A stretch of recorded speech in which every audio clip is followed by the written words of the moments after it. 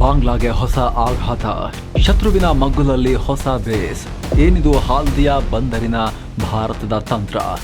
ನಮಸ್ಕಾರ ಸ್ನೇಹಿತರೆ, ಈ ಮ್ಯಾಪ್ ನೋಡಿ. ಇದು ಬರೀ ಸಮುದ್ರ ಅಲ್ಲ, ಇದು ಏಷ್ಯಾದ ಪವರ್ ಪಾಲಿಟಿಕ್ಸ್ನ ಹೊಸ ಯುದ್ಧ ಭೂಮಿ.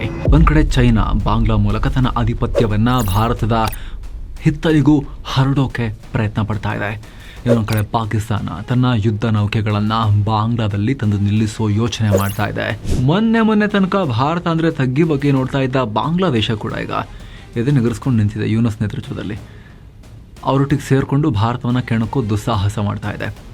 ಇದರ ನಡುವೆ ಈಗ ಭಾರತ ಮತ್ತೊಂದು ಮೆಗಾ ಪ್ಲಾನ್ ಮಾಡಿದೆ. ಪಶ್ಚಿಮ ಬಂಗಾಳದ ಹಾಲ್ಡಿಯಾದಲ್ಲಿ ಭಾರತೀಯ ನೌಕಾಪಡೆ ಹೊಸದೊಂದು ಬಲಿಷ್ಠ ನೆಲೆಯನ್ನ ಕಟ್ತಾ ಇದೆ. ಬಾಂಗ್ಲಾವನ್ನ ಕವರ್ ಆಗೋ ನಿಟ್ಟಿನಲ್ಲಿ, ಕೋಲ್ಕತ್ತಾವನ್ನ ಕಾಪಾಡೋ ನಿಟ್ಟಿನಲ್ಲಿ ಈ ನೆಲೆ ಕ್ರೂಷಿಯಲ್. ಹಾಗಿದ್ರೆ ಏನಿದು? ಹಾಲ್ದಿಯಾದಲ್ಲಿ ನಿಲ್ಲಲಿರೋ ಆ ಭಯಾನಕ ಯೋಧರು ಯಾರು? ಇವರು ಬಾಂಗ್ಲಾ ಪಾಲಿಗೆ ಬುಡದಲ್ಲಿರೋ ಪಟಾಕಿ ಆಗೋದು ಹೇಗೆ? ಬನ್ನಿ ಇವತ್ತಿನ ಈ ವಿಶೇಷ ವರದಿಯಲ್ಲಿ ಆಪರೇಷನ್ ಹಾಲ್ದಿಯಾ ಕುರಿತ ಕಂಪ್ಲೀಟ್ ಡೀಟೇಲ್ಸ್ ನೋಡ್ತಾ ಹೋಗೋಣ. ಹಾಗೆ ಸ್ನೇಹಿತರೆ, ಎಲ್ಲ ಮೆಂಬರ್ ಓನ್ಲಿ ವಿಡಿಯೋಸನ್ನು ನೀವು ಕೂಡ ನೋಡೋಕೆ ಮಸ್ತ್ ಮಗ ಪ್ರೀಮಿಯಂ ಮೆಂಬರ್ಶಿಪ್ಗೆ ವಿಡಿಯೋ ಕೆಳಗಿರೋ ಜಾಯಿನ್ ಬಟನ್ ಮೇಲೆ ಕ್ಲಿಕ್ ಮಾಡೋ ಮೂಲಕ ಸೇರಬಹುದು. Operation Haldia location secret. ಈಗ ಭಾರತ ನಿರ್ಮಿಸ್ತಾ ಇರೋ ಈ ನೆಲೆಯ ಬಗ್ಗೆ ಅಧಿಕಾರಿಗಳು ಸ್ವಲ್ಪನಷ್ಟೇ ಮಾಹಿತಿ ಕೊಟ್ಟಿದ್ದಾರೆ. ನಿಮಗೆಲ್ಲ ಗೊತ್ತಿರೋ ಹಾಗೆ ಒಂದು ಯುದ್ಧದಲ್ಲಿ ಆಯುಧಗಳು ಎಷ್ಟು ಇಂಪಾರ್ಟೆಂಟೋ, ಲೊಕೇಶನ್ ಕೂಡ ಅಷ್ಟೇ ಮುಖ್ಯ. ಯುದ್ಧದ ಟೈಮ್ನಲ್ಲಿ ನಾವು ಎಲ್ಲಿ ನಿಂತಿದ್ದೀವಿ ಅನ್ನೋದು ಬಹಳ ಮುಖ್ಯ ಆಗುತ್ತೆ. ಅದು ಭಯಂಕರ ಅಡ್ವಾಂಟೇಜ್ ತಂದುಕೊಡುತ್ತೆ. ಅದಕ್ಕೋಸ್ಕರನೇ ಅಮೆರಿಕ, ರಷ್ಯಾದಂಥ ರಾಷ್ಟ್ರಗಳು ಆಯಕಟ್ಟಿನ ಜಾಗದಲ್ಲಿ ನಮ್ಮದೊಂದು ನೆಲೆ ಇರಬೇಕು. ಇಲ್ಲಿ ವಾಯುನೆಲೆ, ಇಲ್ಲಿ ನೌಕಾನೆಲೆ, ಇಲ್ಲೊಂದು ಸೇನೆಯ ಯೂನಿಟನ್ನು ಇಡಬೇಕು ಅಂತೆಲ್ಲ ಪ್ಲಾನ್ ಮಾಡೋದು. ಭಾರತ ಕೂಡ ಪಶ್ಚಿಮ ಬಂಗಾಳದ ಹಾಲ್ಡಿಯಾ ಅನ್ನೋ ಕಡೆ ಹೊಸದೊಂದು ನೌಕಾನೆಲೆಯನ್ನು ಸೀಕ್ರೆಟ್ ಆಗಿ ನಿರ್ಮಾಣ ಮಾಡ್ತಿದೆ. ನೀವಿಲ್ಲಿ ಮ್ಯಾಪ್ನಲ್ಲಿ ಕೂಡ ನೋಡ್ತಾ ಇದ್ದೀರಾ, ಇದೆ ಹಾಲ್ಡಿಯಾ ಡಾಕ್ ಕಾಂಪ್ಲೆಕ್ಸ್. ಇಲ್ಲಿ ಭಾರತ ಹೊಸ ಆಪರೇಷನಲ್ ಡಿಟ್ಯಾಚ್ಮೆಂಟ್ ಅಂದರೆ ಹೊಸ ನೆಲೆಯನ್ನು ಸೆಟಪ್ ಮಾಡ್ತಾ ಇದೆ. ರಿಪೋರ್ಟ್ಸ್ ಪ್ರಕಾರ ಇಲ್ಲಿ ಜೆಟ್ಟಿ ನಿರ್ಮಾಣ ಮತ್ತು ನೌಕಾಪಡೆಯ ಸಿಬ್ಬಂದಿಗೆ ಬೇಕಾದ ಸೌಲಭ್ಯಗಳ ನಿರ್ಮಾಣ ಮಾಡಲಾಗ್ತಿದೆ. ಇದರೊಂದಿಗೆ ಫಾಸ್ಟ್ ಇಂಟರ್ಸೆಪ್ಟರ್ ಕ್ರಾಫ್ಟ್ ಮತ್ತು new water jet fast attack craft ಅವನ್ನೆಲ್ಲ ಇಲ್ಲಿಗೆ ನಿಯೋಜನೆ ಮಾಡೋ ಪ್ಲಾನ್ ಇದೆ. ನಿಮಗಿಲ್ಲಿ ಪ್ರಶ್ನೆ ಬರುತ್ತೆ, ಈಗ ಆಲ್ರೆಡಿ ಕೋಲ್ಕತ್ತಾದಲ್ಲಿ INS ನೇತಾಜಿ ನೌಕಾನೆಲೆ ಇದೆಯಲ್ಲ, ಮತ್ತೆ ಹಾಲ್ಡಿಯಾ ಹೊಸ ನೌಕಾನೆಲೆ ಒಂದೇ ಭಾಗದಲ್ಲಿ ಇನ್ನೊಂದು ಯಾಕೆ ಅಂತ. ಉತ್ತರ ಸಿಂಪಲ್ ಇದೆ. ಕೋಲ್ಕತ್ತಾದ ಬೇಸ್ ಸಮುದ್ರದಿಂದ ಸುಮಾರು ಒಳಭಾಗದಲ್ಲಿದೆ. ಅಲ್ಲಿಂದ ಯಾವುದೇ ಹಡಗು ಬಂಗಾಳ ಕೊಲ್ಲಿಗೆ ಬರಬೇಕು ಅಂದರೆ ಹೂಗ್ಲಿ ನದಿಯಲ್ಲಿ ದೀರ್ಘ ಪ್ರಯಾಣ ಮಾಡಬೇಕು. ನದಿಯಲ್ಲಿ ಹೂಳಿರುತ್ತೆ, ಟ್ರಾಫಿಕ್ ಇರುತ್ತೆ.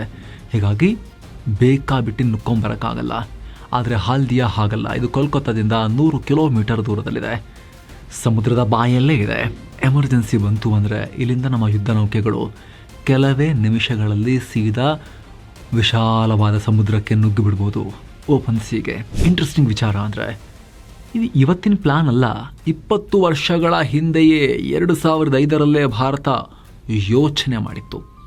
ಹಾಲ್ದಿಯಾದಲ್ಲಿ ಒಂದು ನೇವಲ್ ಮಿಸೈಲ್ ಬ್ಯಾಟರಿ ಸ್ಥಾಪಿಸೋಕೆ ಚರ್ಚೆ ನಡೆದಿತ್ತು. ಅಂದರೆ ಶತ್ರುಗಳ ಮೇಲೆ ಮಿಸೈಲ್ ಹಾರಿಸೋಕೆ ಲಾಂಚರ್ ಬೇಕಲ್ವಾ, ಅದನ್ನು ನಿರ್ಮಿಸೋಕೆ ಪ್ಲಾನ್ ಆಗಿತ್ತು. ಆ ಪ್ಲಾನ್ ಆಮೇಲೆ ಏನಾಯಿತು ಅಂತ ಸರ್ಕಾರ ಹೇಳಲಿಲ್ಲ. ಆದರೆ ಈಗ ಇಲ್ಲಿ ಹೊಸ ನೇವಲ್ ಬೇಸನ್ನು ನಿರ್ಮಾಣ ಮಾಡ್ತಿದ್ದಾರೆ ಅಂತ ಮಾಹಿತಿ ಸಿಗ್ತಾ ಇದೆ. ಏನಿರ್ಬೋದು ಕಾರಣ? ಈ ಭಾಗದಲ್ಲೂ ಇಷ್ಟೊಂದು ಭಾರತ ತಲೆ ಕೆಡಿಸ್ಕೊಳ್ಳೋಕೆ ಫ್ರೆಂಡ್ಲಿ ಕಂಟ್ರಿ ಆಗಿದ್ದ ಬಾಂಗ್ಲಾ ಈಗ ತಿರುಗಿಸ್ಬಿಟ್ಟು ಕುಣಿತಾ ಇದೆಯಲ್ಲ ನಮ್ಮ ಕಡೆಗೆ, ಅದು ಮುಖ್ಯವಾಗಿರೋ ಕಾರಣ. ಕೋಲ್ಕತ್ತಾ ಮತ್ತು ಆ ಭಾಗದ ನಗರಗಳ ರಕ್ಷಣೆ ಮಾಡಬೇಕು ನಾವೀಗ. ಶತ್ರುಗಳ ಮಿತ್ರ ಆಗ್ತಾ ಇದೆ ಬಾಂಗ್ಲಾದೇಶ. ಎರಡನೇದು, ಶತ್ರು ದೇಶಗಳ ಮೇಲೆ ಆಕ್ರಮಣ ಮಾಡಬೇಕಾಗಿರೋ ಸನ್ನಿವೇಶ ಬಂದರೆ ಅಡ್ವಾಂಟೇಜ್ ಬೇಕು ನಮಗೆ. ಡಿಫೆನ್ಸ್ ಮತ್ತು ಅಫೆನ್ಸ್ ಎರಡು ಕೇಪಬಿಲಿಟೀಸ್ ಇನ್ನಷ್ಟು ಅಗ್ರೆಸಿವ್ ಆಗಿ ರೆಡಿ ಮಾಡ್ಕೋಬೇಕು ನಾವು.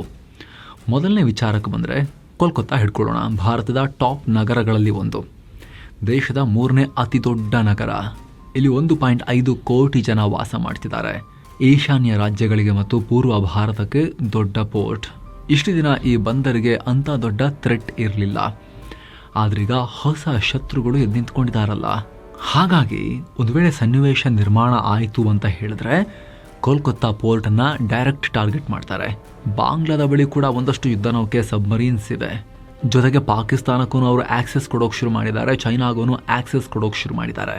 ಚೀನಾ ಅಂತೂ ಬಾಂಗ್ಲಾದೇಶಕ್ಕೆ ತಗೊಳ್ಳಿ ಎಲ್ಲ ಇಟ್ಕೊಳ್ಳಿ, ನೀವು ಇಟ್ಕೊಂಡಷ್ಟು ಕೂಡ ತಗೊಂಡು ಈ ಶಸ್ತ್ರಾಸ್ತ್ರಗಳನ್ನು ಭಾರತಕ್ಕೆ ಸೈಕಲಾಜಿಕಲ್ ಪ್ರೆಷರ್ ಉಂಟಾಗುತ್ತೆ ಅಂಥೇಳಿ ಬಾಂಗ್ಲಾ ನೇವಿಯನ್ನು ಮಾಡರ್ನೈಸ್ ಮಾಡೋಕ್ಕೆ ಚೀನಾ ಹೆಲ್ಪ್ ಮಾಡ್ತಿದೆ. ಸೊ ನಾವು ರಿಸ್ಕ್ ತಗೊಳ್ಳೋಕೆ ಆಗದೇ ಇಲ್ಲ. ಕೋಲ್ಕತ್ತಾ ವಿಚಾರದಲ್ಲಿ ಇನ್ನೂ ಎಚ್ಚರಿಕೆ ವಹಿಸಬೇಕು. ಭಾರತದ 70% ವ್ಯಾಪಾರ ನಡೆಯೋದು ಇದೇ ಪೂರ್ವ ಕರಾವಳಿಯಲ್ಲಿ. ಅದು ಕೂಡ ಮುಖ್ಯ. ಚೆನ್ನೈ, ಕೋಲ್ಕತ್ತಾ, ವಿಶಾಖಪಟ್ಟಣಂ ಇವೆಲ್ಲ ನಮಗೆ ತುಂಬ ಇಂಪಾರ್ಟೆಂಟ್. ಸೊ ಹೇಗೆ ಪಾಕಿಸ್ತಾನದ ಅಪಾಯಗಳಿಂದ ಮುಂಬೈಗೆ ದೊಡ್ಡ ರಕ್ಷಣೆ ಕೊಡಲಾಗಿದೆಯೋ, ಈಗ ಭಾರತದ ಈಸ್ಟ್ ಕೋಸ್ಟ್ನಲ್ಲೂ ಕೂಡ ಅದೇ ರೀತಿಯ ಭದ್ರತೆಯನ್ನು ನಾವು ಮಾಡಬೇಕು. ಚೆನ್ನೈ, ವಿಶಾಖಪಟ್ಟಣಂ, ಕೋಲ್ಕತ್ತಾ ಅಲ್ಲೆಲ್ಲಕ್ಕೂ ಕೂಡ ಚೆನ್ನಾಗಿ ನಾವು ರಕ್ಷಣೆಯನ್ನು ಕೊಡಬೇಕು. ಇನ್ನೊಂದು ಅಫೆನ್ಸಿವ್ ವಿಚಾರ, ಆಕ್ರಮಣದ ವಿಚಾರ. ಬಾಂಗ್ಲಾದೇಶದ ಕಾಕ್ಸ್ ಬಜಾರ್ ಹತ್ತಿರ ಪೆಕುವಾ ಅನ್ನೋ ಕಡೆ ನೌಕಾನೆಲೆ ಇದೆ. ಚೀನಾ BNS ಪೆಕುವಾ ಅನ್ನೋ ಹೆಸರಿನ ಒಂದು ದೊಡ್ಡ ಸಬ್ಮರೀನ್ ನೆಲೆಯನ್ನು ಕಟ್ಕೊಡ್ತಾ ಇದೆ. ಹಾಗೆ ಇದಕ್ಕೂ ಸ್ವಲ್ಪ ಮೇಲಕ್ಕೆ ಬಂದರೆ ಇಲ್ಲಿ ಬಾಂಗ್ಲಾದ ಲೈಫ್ ಲೈನ್, ಮೊಂಗ್ಲಾ ಮತ್ತು ಚಿತ್ತಗಾಂಗ್ ಬಂದರುಗಳಿವೆ. ಯುದ್ಧದಂತಹ ಸನ್ನಿವೇಶ ಬಂದರೆ ಇವುಗಳ ಮೇಲೆ ಕ್ವಿಕ್ಕಾಗಿ ಪೆಟ್ಕೊಡ್ಬೇಕು ಅಂತ ಹೇಳಿದ್ರೆ ಅದರ ಪಕ್ಕದಲ್ಲೇ ಬೇಸ್ಗಳನ್ನು ನಿರ್ಮಾಣ ಮಾಡ್ಕೋಬೇಕು. ಹಾಗೆ ಬಾಂಗ್ಲಾಗೆ ನೇವಲ್ ಬ್ಲಾಕೇಡ್ ಹಾಕೋಕೆ ಲಾಜಿಸ್ಟಿಕ್ ಸಪೋರ್ಟ್ ಬೇಕು. ದೊಡ್ಡ ನೌಕೆಗಳೊಂದಿಗೆ ಸಣ್ಣ ನೌಕೆಗಳ ಅಗತ್ಯ ಕೂಡ ಇರುತ್ತೆ. ಆ ನಿಟ್ಟಿನಲ್ಲಿ ಈ ಹಾಲ್ಡಿಯಾ ಬೇಸ್ ಪ್ರಮುಖ ಪಾತ್ರವನ್ನು ನಿಭಾಯಿಸಬಹುದು. ಮಾಹಿತಿ ಪ್ರಕಾರ ಹಾಲ್ಡಿಯಾ ಬೇಸ್ನಲ್ಲಿ ದೊಡ್ಡ ದೊಡ್ಡ ಹಡಗುಗಳು ನಿಲ್ಲಲ್ಲ. ಬದಲಿಗೆ ಚಿಕ್ಕದಾದ ಆದರೆ ಭಯಂಕರ ವೇಗದಲ್ಲಿ ನೌಕೆಗಳನ್ನು ನಿಯೋಜಿಸಬಹುದಾದ ರೀತಿಯಲ್ಲಿ ಪ್ಲಾನ್ ಮಾಡಲಾಗ್ತಿದೆ. ಇಲ್ಲಿ ಇದನ್ನೇ ಫಾಸ್ಟ್ ಅಟ್ಯಾಕ್ ಕ್ರಾಫ್ಟ್ಸ್ ಅಂತ ಕರೀತಾರೆ. ಅವುಗಳಂತ ನಿಲ್ಲಿಸ್ಕೊಳ್ಳಲಾಗ್ತಾ ಇದೆ. ಮುಖ್ಯವಾಗಿ 2 ರೀತಿಯ ನೌಕೆಗಳು. ಒಂದು FIC ಫಾಸ್ಟ್ ಇಂಟರ್ಸೆಪ್ಟರ್ ಕ್ರಾಫ್ಟ್, ಇನ್ನೊಂದು NWJFAC ಅಂದರೆ new water jet fast attack craft. ಇವುಗಳ ವಿಶೇಷ ಏನು ಅಂದರೆ ವಾಟರ್ ಜೆಟ್ ಟೆಕ್ನಾಲಜಿ. ಅಂದರೆ ಸಾಮಾನ್ಯವಾಗಿ ಹಡಗುಗಳ ಅಡಿಯಲ್ಲಿ ದೊಡ್ಡ ಫ್ಯಾನ್ ಅಥವಾ ಪ್ರೊಪೆಲ್ಲರ್ ಇರುತ್ತೆ. ಅದು ತಿರುಗಿದಾಗ ಹಡಗು ಮುಂದಕ್ಕೆ ಹೋಗುತ್ತೆ. ಆದರೆ ಈ ನೌಕೆಯಲ್ಲಿ ಅಡಿಯಲ್ಲಿ ಫ್ಯಾನೇ ಇರಲ್ಲ. ಬದಲಿಗೆ ಇದು ಜೆಟ್ ವಿಮಾನದ ರೀತಿಯಲ್ಲಿ ಕೆಲಸ ಮಾಡುತ್ತೆ. ಅಂದ್ರೆ ಮೊದಲು ನೌಕೆ ಕೆಳಭಾಗದಿಂದ ನೀರನ್ನ ಜೋರಾಗಿ ಹೀರ್ಕೊಳ್ಳುತ್ತೆ, ಹಿಂಭಾಗದಲ್ಲಿ ಅಷ್ಟೇ ರಭಸವಾಗಿ ಅದನ್ನ ಹೊರಕ್ಕೆ ತಳ್ಳುತ್ತೆ. ನ್ಯೂಟನ್ ಚಲನೆಯ 3ನೇ ನಿಯಮದ ಪ್ರಕಾರ ನೀರು ಹಿಮ್ಮುಖವಾಗಿ ಚಿಮ್ಮಿದಾಗ ನೌಕೆ ಮುಂದಕ್ಕೆ ವೇಗವಾಗಿ ಹೋಗುತ್ತೆ. ಹಾಗೆ ಇದೇ ವಾಟರ್ ಜೆಟ್ ಟೆಕ್ನಾಲಜಿಯಿಂದ ಈ ನೌಕೆಗಳು ಕ್ರ್ಯಾಶ್ ಸ್ಟಾಪ್ ಮಾಡ್ಬೋದು. ಅಂದರೆ ಫುಲ್ ಸ್ಪೀಡ್ನಲ್ಲಿ ಹೋಗುವಾಗಲೂ ಕೂಡ ಗಚಕ್ ಅಂತ ಹೇಳಿ ಜರ್ಮನ್ ಕಾರ್ ಥರ ಬ್ರೇಕ್ ಹಾಕಿ ನಿಲ್ಲಿಸ್ಬೋದು. ಅಷ್ಟು ಕಂಟ್ರೋಲ್ ಇದರಲ್ಲಿದೆ. ಅಲ್ಲದೆ ಇವುಗಳ ಮೇಲೆ 30 mm CRM-91 automatic gun, naval gun ಅಳವಡಿಸುವ ಪ್ಲಾನ್ ಇದೆ. ಇದು ನಿಮಿಷಕ್ಕೆ 500ಕ್ಕೂ ಅಧಿಕ ರೌಂಡ್ಸ್ ಅನ್ನು ಹಾರಿಸುತ್ತೆ ಗುಂಡು. ಜೊತೆಗೆ ಹೆವಿ ಮಷಿನ್ ಗನ್ಗಳನ್ನು ಕೂಡ ಅಳವಡಿಸಬಹುದು. ನಿಮಗೆ ಗೊತ್ತಿರುವ ಹಾಗೆ ಪಶ್ಚಿಮ ಬಂಗಾಳ ಮತ್ತು ಬಾಂಗ್ಲಾ ಗಡಿಯಲ್ಲಿ ಸುಂದರ್ಬನ್ಸ್ ಕಾಡುಗಳಿವೆ. ಅಲ್ಲಿ ನೀರು ತುಂಬಾ ಕಮ್ಮಿ ಆಳ ಇರುತ್ತೆ. ಅಲ್ಲಿ ಸಾಂಪ್ರದಾಯಿಕ ದೊಡ್ಡ ದೊಡ್ಡ ನೌಕೆಗಳು ಹೋದ್ರೆ ಫ್ಯಾನ್ ಮಣ್ಣಿಗೆ ತಗುಲಿ ಸಿಕ್ಕಾಕೊಳ್ಬಹುದು. ಆದ್ರೆ ಇವು ವಾಟರ್ ಜೆಟ್ ನೌಕೆಗಳು ಕೇವಲ 1 ಮೀಟರ್ ಆಳದ ನೀರಲ್ಲೂ ಕೂಡ ಆಪರೇಟ್ ಮಾಡ್ತವೆ. ಇವುಗಳ ವೇಗ ಗಂಟೆಗೆ 45 ನಾಟ್ಸ್ ಅಂದ್ರೆ ಸುಮಾರು 80 ರಿಂದ 90 ಕಿಲೋಮೀಟರ್ ಪ್ರತಿ ಗಂಟೆ. ಹಾಗೆ ಕ್ವಿಕ್ ಆಗಿ 360 ಡಿಗ್ರಿ ರೊಟೇಟ್ ಮಾಡಬಹುದು. ಒಂದೇ ಮಾತಲ್ಲಿ ಹೇಳೋದಾದ್ರೆ ಸಮುದ್ರದ ಮೇಲಿನ ಚಿರತೆಗಳ ಹಾಗೆ ದಾಳಿ ಮಾಡ್ತವೆ. ನಿಂಬಲ್ ಅಂಡ್ ಅಜೈಲ್. ಅಷ್ಟು ಮಾತ್ರ ಅಲ್ಲ, ಗಸ್ತಿಗೂ ಇದು ಹೆಲ್ಪ್ ಮಾಡುತ್ತೆ. ಹಾಲ್ಡಿಯಾ ಇರೋದು ಬಾಂಗ್ಲಾದೇಶದ ಕಡಲ ಗಡಿಗೆ ತೀರಾ ಹತ್ತಿರದಲ್ಲಿ. ಇಲ್ಲಿಂದ ನಮ್ಮ ಫಾಸ್ಟ್ ಅಟ್ಯಾಕ್ ಕ್ರಾಫ್ಟ್ಗಳು ಗಸ್ತು ತಿರುಗ್ತಾ ಇದ್ರೆ ಬಾಂಗ್ಲಾದೇಶದ ಕಡೆಯಿಂದ ಬರೋ ಪ್ರತಿಯೊಂದು ಹಡಗಿನ ಮೇಲೂ ಹದ್ದಿನ ಕಣ್ಣಿಡಬಹುದು. ಹಾಲ್ಡಿಯಾದಿಂದ 150 ರಿಂದ 200 ಕಿಲೋಮೀಟರ್ ಸಮುದ್ರದಲ್ಲಿ ಪ್ರಯಾಣ ಮಾಡಿದ್ರೆ ಬಾಂಗ್ಲಾ ಕರಾವಳಿಗೆ ರೀಚ್ ಆಗ್ಬೋದು. ಅವರು ಹಡಗನ್ನ ಆಚೆ ತರುವಷ್ಟರಲ್ಲೇ ಇವುಗಳು ಅವರ ಮನೆ ಮುಂದೆ ಹೋಗಿ ನಿಂತಿರೋ ಸಾಮರ್ಥ್ಯವನ್ನ ಹೊಂದಿವೆ. ಇನ್ನಷ್ಟು ಅಭೇದ್ಯವಾಗಲಿದೆ ಭಾರತದ ಕರಾವಳಿ. ಹಾಲ್ಡಿಯಾ ನೆಲೆ ಕಾರ್ಯರೂಪಕ್ಕೆ ಬಂದ್ರೆ ಭಾರತದ ಕರಾವಳಿ ರಕ್ಷಣೆಗೆ ಮತ್ತು ಆಕ್ರಮಣಕ್ಕೆ ಇನ್ನಷ್ಟು ಬಲ ಬರುತ್ತೆ. ಸದ್ಯ ಬಂಗಾಳ ಕೊಲ್ಲಿಯುದ್ದಕ್ಕೂ ಭಾರತ ಉಕ್ಕಿನ ಬಲೆಯನ್ನ ಹೆಣೆದುಕೊಂಡು ಕೂತಿದೆ. ನಮ್ಮ ಈಸ್ಟರ್ನ್ ನೇವಲ್ ಕಮಾಂಡ್ನ ಹೆಡ್ ಕ್ವಾರ್ಟರ್ಸ್ ವಿಶಾಖಪಟ್ಟಣಂನಲ್ಲಿದೆ. ಇದು ಭಾರತದ ನೇವಿ ಪಾಲಿನ ಕಿರೀಟ. ಅಲ್ಲಿ ಡೆಸ್ಟ್ರಾಯರ್ಸ್ ಮತ್ತು ಫ್ರಿಗೇಟ್ಸ್ ಅನ್ನ ಭಾರತ ಸದಾ ಸನ್ನದ್ಧವಾಗಿ ಇಟ್ಕೊಂಡಿದೆ. ಹಾಗೆ ವಿಶಾಖಪಟ್ಟಣಂನಿಂದ ದಕ್ಷಿಣಕ್ಕೆ ಆಂಧ್ರ ಕರಾವಳಿಯ ರಾಂಬಿಲ್ಲಿ ಹತ್ತಿರ ರಹಸ್ಯ ಸಬ್ಮರೀನ್ ಬೇಸ್ ಕೂಡ ಭಾರತ ಮಾಡ್ತಾ ಇದೆ. ಅದನ್ನ INS ವರ್ಷಾ ಅಂತ ಕರೀತಾರೆ. ಸಮುದ್ರದ ದಡದಲ್ಲಿನ ಬೆಟ್ಟಗಳನ್ನ ಕೊರೆದು ಅದೃಶ್ಯ ಸುರಂಗಗಳನ್ನು ನಿರ್ಮಿಸಲಾಗ್ತಾ ಇದೆ. ನಮ್ಮಲ್ಲಿ ಅಣು ಚಾಲಿತ ಜಲಂತರ್ಗಾಮಿಗಳು ನೇರವಾಗಿ ಸಮುದ್ರದ ಆಳದಿಂದ ಬಂದು ಹಾಗೆ ಸಮುದ್ರದ ಒಳಗಡೆ ಡಿಪ್ಲಾಯ್ ಆಗ್ಬೋದು. ವಾಪಸ್ ಬಂದು ಸಮುದ್ರದ ಅಡಿಗಡೆಯಿಂದನೇ ಮೇಲೆ ಬರ್ದೇನೆ ಒಳಗಡೆ ಹೋಗಿ ಸೇರ್ಕೋಬಹುದು. ಬೆಟ್ಟದ ಅಡಿಗಡೆ ಹೋಗಿ ಸೇರ್ಕೋಬಹುದು ನೀರಲ್ಲಿ. ಆಮೇಲೆ ಅದು ಒಳಗಡೆ ಹೋದ್ಮೇಲೆ ಮೇಲಕ್ಕೆ ಬರ್ಬೋದು. ಶತ್ರುಗಳ ಸ್ಯಾಟಲೈಟ್ ಕಣ್ಣಿಗೂ ಡಿಪ್ಲಾಯ್ ಆಗಿದ್ದು ಕಾಣಲ್ಲ, ವಾಪಸ್ ಮನೆಗೆ ಸೇರ್ಕೊಂಡಿದ್ದು ಕಾಣಲ್ಲ. ಇದರಿಂದ ಶತ್ರುಗಳಿಗೆ ನಮ್ಮ ಸಬ್ಮರೀನ್ ಬೇಸ್ನಲ್ಲಿದೆಯಾ ಅಥವಾ ಸಮುದ್ರಕ್ಕೆ ಬಂತ ಯಾವುದನ್ನು ರಿಯಲ್ ಟೈಮ್ನಲ್ಲಿ ಟ್ರ್ಯಾಕ್ ಮಾಡೋಕ್ಕೆ ಆಗಲ್ಲ. ಇದಕ್ಕಿನ್ನೂ ಕೆಳಗೆ ಬಂದರೆ ತಮಿಳುನಾಡಿನ ಅರಕೋಣಂನಲ್ಲಿ INS ರಾಜಾಲಿ ಇದೆ. ಇಲ್ಲಿಂದಲೇ ನಮ್ಮ ರಕ್ಷಣಾ ಪಡೆಯ ಅತ್ಯಂತ ಭಯಂಕರ P-8I ಪೊಸೈಡಾನ್ ವಿಮಾನಗಳು ಹಾರಾಟ ನಡೆಸ್ತವೆ. ಇವು ಆಕಾಶದಿಂದಲೇ ಸಮುದ್ರದ ಆಳದಲ್ಲಿರುವ ಸಬ್ಮರೀನ್ಗಳನ್ನು ಪತ್ತೆ ಹಚ್ಚಿ ಧ್ವಂಸ ಮಾಡಬಲ್ಲವು. ಹಾಗೆ ಇದೇ ತಮಿಳುನಾಡಿನ ತಿರುನಲ್ವೇಲಿಯಲ್ಲಿ INS ಕಟ್ಟಬೊಮ್ಮನ್ ಇದೆ. ಇದು very low frequency VLF, radio transmission facility. ಅಂದರೆ ನಮ್ಮ ಸಬ್ಮರೀನ್ಗಳಿಗೆ ಸಂದೇಶ ಕಳಿಸೋಕೆ ಇದನ್ನು ಯೂಸ್ ಮಾಡಲಾಗುತ್ತೆ. ಹಾಗೆ ರಾಮನಾಥಪುರಂನಲ್ಲಿ INS ಪರೊಂದು ಏರ್ ಸ್ಟೇಷನ್ ಇದೆ. ಅತ್ತ ಚೆನ್ನೈನಲ್ಲಿ INS ಅಡ್ಯಾರ್ ಇದೆ.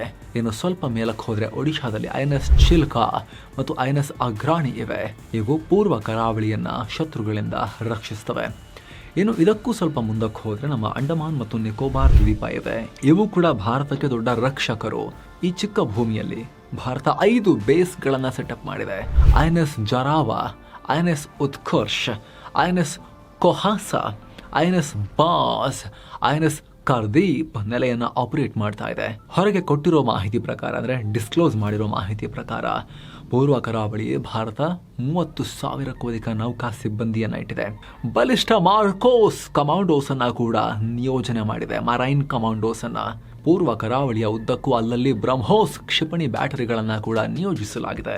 ಅಷ್ಟು ಮಾತ್ರ ಅಲ್ಲ ಸ್ನೇಹಿತರೆ, ನಮ್ಮ ಏರ್ಕ್ರಾಫ್ಟ್ ಕ್ಯಾರಿಯರ್ಗಳು, ವಿಮಾನ ವಾಹಕ ಯುದ್ಧ ನೌಕೆಗಳು ಸಾಮಾನ್ಯವಾಗಿ ಎರಡೂ ಕೂಡ ಕಾರವಾರದ ಕದಂಬ ನೌಕಾ ನೆಲೆಯಲ್ಲಿ ಅಲ್ಲಿ ವಾಸ್ತವ್ಯ ಹೂಡಿರ್ತವೆ.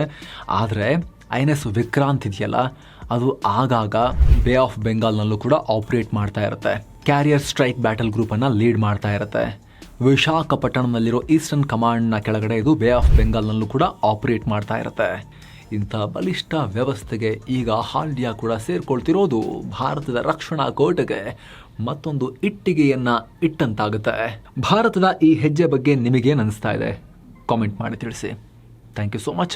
ಆಗಲೇ ಹೇಳಿದ ಮಸ್ಮಗ ಪ್ರೀಮಿಯಂ ಮೆಂಬರ್ಶಿಪ್ಪನ್ನು ಆಸಕ್ತ ವೀಕ್ಷಕರು ವಿಡಿಯೋ ಕೆಳಗಿರೋ ಜಾಯಿನ್ ಆಪ್ಷನ್ ಮೂಲಕ ಸೇರ್ಬೋದು. ಸೇರಿದ ನಂತರ ನೀವು ನಮ್ಮ high quality weekly business bulletin, ಬಿಸ್ ನ್ಯೂಸ್, ಹಾಗೆ ಕರೆಂಟ್ ಪವರ್ ಸ್ಪೆಷಲ್ ಪ್ರೋಗ್ರಾಮ್ ಹಾಗೂ ಇತರ ಸ್ಪೆಷಲ್ ಕಾಂಟೆಂಟನ್ನು, ಸ್ಪೆಷಲ್ ವಿಡಿಯೋಸನ್ನು ಕೂಡ ನೋಡೋಕೆ ಶುರು ಮಾಡ್ಬೋದು. ಆಸಕ್ತರು ವಿಡಿಯೋ ಕೆಳಗಿರೋ ಜಾಯಿನ್ ಬಟನ್ ಮೂಲಕ ಚೆಕ್ ಮಾಡಿ. ಮತ್ತೆ ಭೇಟಿ ಆಗ್ತಿರೋಣ ಸ್ನೇಹಿತರೆ. ನಮಸ್ತೆ.